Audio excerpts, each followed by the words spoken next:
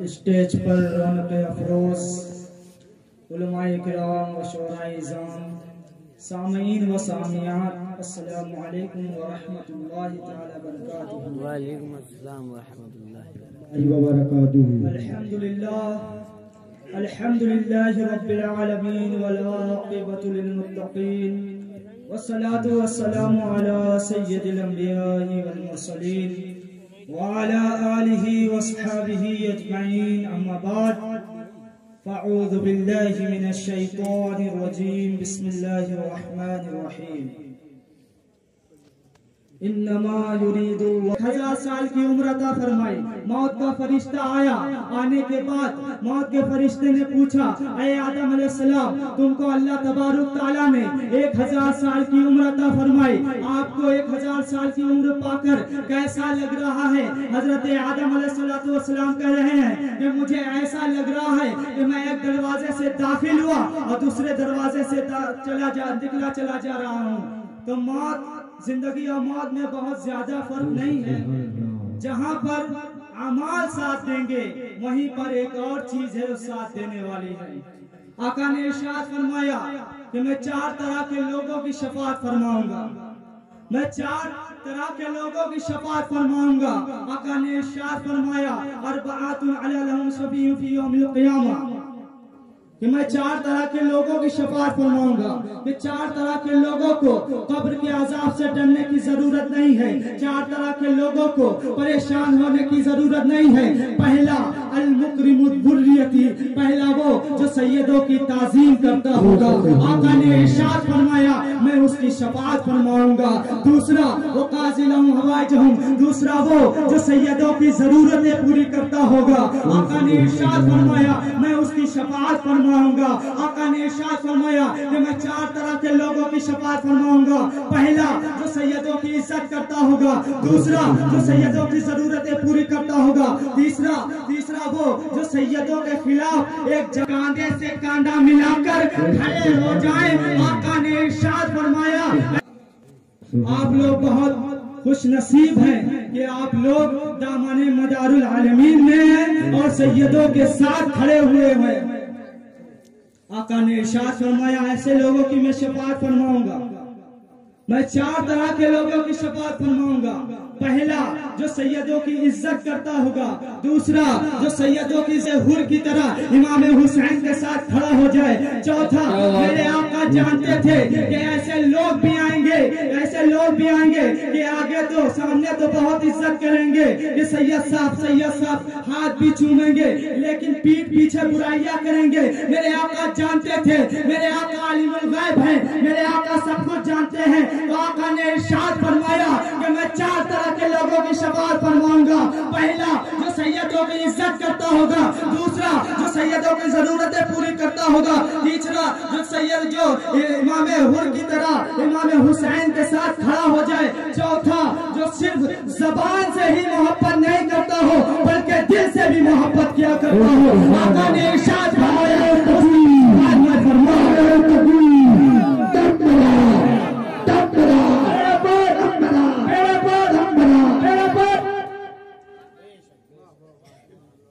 حضرات گرامی، آقا نے ارشاد فرمایا انہم اطرتی وخلق طینتی ورزق وحم وعلم وویل للمکذبین بفضلہم من امت قاتئین فیہم صلۃ لا انال اللہ شفاعتہم۔ کہ یہ علی، فاطمہ، حسن، حسین، یہ جتنے بھی ہیں، یہ چاروں کے 4 جتنے بھی ہیں یہ میری اولاد ہیں، میری اطرت ہیں۔ وخلق طینتی، جس مٹی سے میں پیدا کیا گیا ہوں اسی مٹی سے یہ پیدا کیے گئے ہیں۔ وویل للمکذبین من امتی قاتئین، تو تباہی ہے ان جھوٹوں کے لیے جو سیدوں کا مرتبہ گھٹاتے ہیں، اہل بیت کا مرتبہ گھٹاتے ہیں، کہتے ہیں فلاں خانقاہ کا سید نہیں، فلاں خانقاہ کا سید نہیں۔ آقا نے ارشاد فرمایا قیامت کے دن جو سادات پر انگلی اٹھاتے ہیں، ان کے نسب پر انگلی اٹھاتے ہیں، تو قیامت کے دن وہ میری شفاعت سے محروم کر دیے جائیں گے، میری شفاعت سے محروم کر دیے جائیں گے۔ کیونکہ اس دور میں مولا علی سے لوگ بہت جلتے تھے، آج بھی مولا علی سے جلتے ہیں، سادات اکرام سے جلتے ہیں، اہل بیت سے جلتے ہیں۔ تو پیارے مولا علی آقا صلی اللہ علیہ وسلم کے پاس جاتے ہیں، کبھی کبھی شکار لے کر جاتے ہیں، کہتے ہیں کہ لوگ میری طرف ٹیڑھی نظر سے دیکھتے ہیں۔ تو آقا نے ارشاد فرمایا، اے علی پریشان ہونے کی ضرورت نہیں ہے، گھبرانے کی ضرورت نہیں ہے۔ اے علی ان اول يدخل الجنت انا علی والفاطمہ والحسین والحسن والحسین۔ اے علی سب سے پہلے جو جنت میں داخل ہوگا میں ہوں گا، اے علی تم ہوگے، حسن ہوں گے، حسین ہوں گے، اس کے بعد اہل بیت کی ازواج ہوں گی۔ اے علی نے پوچھا یا رسول اللہ صلی اللہ علیہ وسلم میرے چاہنے والوں کا کیا ہوگا؟ تو آقا نے ارشاد فرمایا، اے علی تمہارا چاہنے والوں کا دائیں اور بائیں ہجوم ہوگا جو ہمارے ساتھ جنت میں داخل کیا جائے گا۔ آقا کی اس حدیث کے مطابق وہ لوگ جنتی ہیں جو مولا علی سے محبت کیا کرتے ہیں۔ اہل بیت کی محبت، حضرت علی کی محبت، حضرت حسین کی محبت جنت تم کو لے جائے گی۔ اپنے وقت کا محقق بھی بن سکتا ہے، اپنے وقت کا مفتی بھی بن سکتا ہے، اپنے وقت کا عالم بھی بن سکتا ہے، اپنے وقت کا محقق بھی بن سکتا ہے، اپنے وقت کا عبادت گزار بھی بن سکتا ہے، لیکن یاد رکھو اگر جس کے دل میں اہل بیت کی محبت نہیں، جس کے دل میں مولا علی کی محبت نہیں، جس کے دل میں حسن کی محبت نہیں، جس کے دل میں حسین کی محبت نہیں، یاد رکھو وہ ہر کچھ بن سکتا ہے لیکن مسلمان نہیں بن سکتا، کامل مومن نہیں بن سکتا۔ اگر کامل مومن بننا چاہتے ہو تو اہل بیت سے محبت کرو، اور اہل بیت سے محبت کرو، حسن سے محبت کرو، حسین سے محبت کرو، جبھی کامل مومن بن سکتے ہو۔ جس طرح اللہ تبارک تعالیٰ نے اپنے محبوب کا مرتبہ بلند کیا ہے، اسی طرح اللہ تبارک تعالیٰ نے اپنے محبوب کی آل کا بھی مرتبہ، اہل بیت کا بھی مرتبہ بلند کیا ہے۔ کیونکہ ایک مرتبہ پیارے آقا جناب محمد ربی صلی اللہ تعالی علیہ وسلم جا رہے تھے اپنے اصحاب کے ساتھ، فاطمہ کی گلی سے گزر ہوا، دیکھا کیا؟ فاطمہ کے گھر سے رونے کی آواز آئی۔ پیارے آقا کا دل تڑپ گیا کہ میری چہتی بیٹی کے گھر سے کس کی رونے کی آواز آئی۔ پیارے آقا اپنے اصحاب کو وہیں روکتے ہیں اور فاطمہ سلام اللہ علیہ کے گھر تشریف لے جاتے ہیں۔ جیسے ہی جاتے ہیں دیکھتے کیا ہیں؟ امام حسین علیہ مقام علیہ السلام جھولے پر لیٹے ہیں اور رو رہے ہیں۔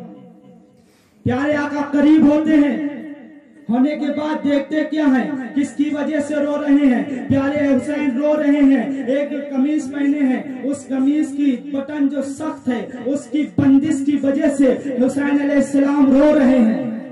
پیارے آقا اس بٹن کو ہٹاتے ہیں، ہٹانے کے بعد اس بٹن کو دیکھتے کیا ہیں؟ اس بٹن کی وجہ سے نشان پڑ جاتا ہے۔ تو پیارے آقا اپنے کافوری ہونٹوں سے، اپنے پیارے لبوں سے اس نشان والی جگہ پر بوسہ دیتے ہیں اور فرماتے ہیں، اے فاطمہ حسین کو رو۔ پیارے قطب مدار کہتے ہیں کہ جاؤ، جا کر فلا جنگل چلے جانا، فلا جگہ پر ایک کنواں ہوگا، وہاں سے کے بعد جیسے جیسے مدار العالمین نے بتایا تھا ویسے ویسے وہاں پر جاتے ہیں۔ جانے کے بعد دیکھتے کہاں کیا ہے کہ ایک کنواں ہے، اس کنواں کے پاس جاتے ہیں، کھینچنے لگتے ہیں، وہاں کے مشرکین دیکھتے ہیں، کفار دیکھتے ہیں،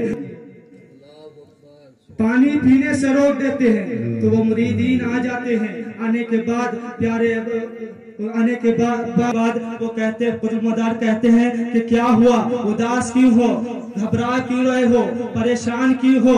वो कहते हैं कि उन कुफ्फार ने मुझे पानी पीने से रोक दिया। कुतुबुल मदार कहते हैं कि जाकर उस कुएं के पानी से कह देना कि तुम्हें हुसैन का पोता बुला रहा है। जाकर कह देना तुम्हें हुसैन का पोता बुला रहा है। वो मुरीदीन जाते हैं, उस कुएं के पास जाते हैं, कुएं से कहते हैं, उस कुएं के पानी से कहते हैं कि ऐ पानी, तुमको हुसैन का पोता बुला रहा है। वो पानी उबलता उबलता मदारुल आलमीन के कदमों पर आ जाता है, मदारुल आलमीन के कदमों पर आ जाता है। उससे वो मुरीदीन सैराब हो जाते हैं, पानी पी लिया करते हैं। फिर कुतुबुल मदार हुक्म देते हैं पानी को कि जाकर अपनी जगह पर चले जाओ। वो पानी समेटता समेटता अपनी जगह पर आ जाता है। वहां के कुफ्फार देखते हैं, देखने के बाद मदारुल आलमीन के कदमों पर आ जाते हैं और पढ़ लिया करते हैं अशहदु अल्ला इलाहा इल्लल्लाह व अशहदु अन्ना मुहम्मदन अब्दुहु व रसूलुहु।